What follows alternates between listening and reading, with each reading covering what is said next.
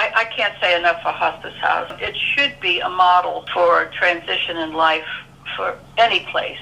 I kept my distance until the last few hours of life for her, when I came very close to her bed. They had a chair positioned at the foot of her bed, and I didn't give her any of her care. They were so on top of things. I rarely even had to ask them, because they would come in and say, everything fine, Sally, do you need anything? There were 2 times that were difficult for my sister and me. One day later, she said to one of her nurses, I was not there at the moment, she said, is there something going on here that I don't know? And the nurse had to think on her feet, how far do I go with this? So she said, let me go get the chart, which is the computer.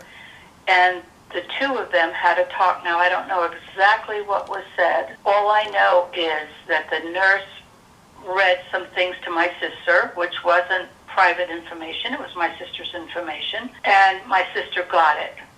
She finally connected the dots that she probably was not going to go home, that she wasn't going to go home, that she was in the process of transition.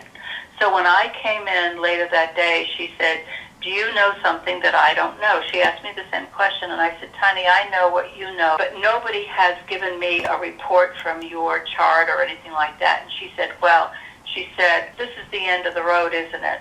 And I said, by all the signs that you are showing, this is going to be your time right now, and that you are not going to get strong enough to go home. You're going to be here.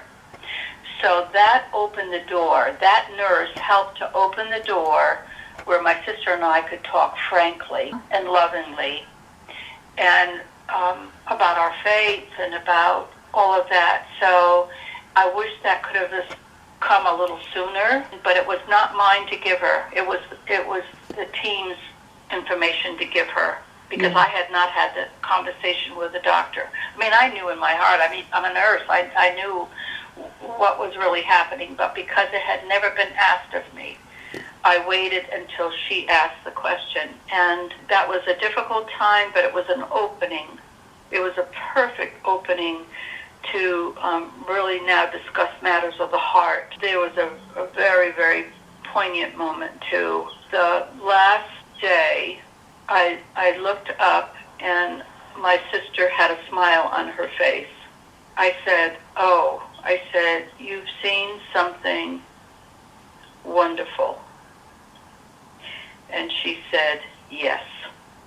I did not ask any questions. But when I talked to my brother this week in Connecticut, I said to him, Bill, I need to tell you something so that you'll feel at peace about this. And I told him that, which wasn't very much, and he said, oh, I'm so glad, because I asked the Lord to show himself to her.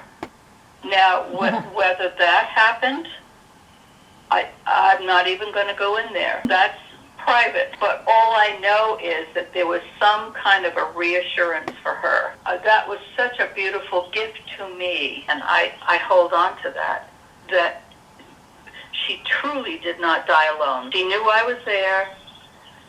She knew I loved her.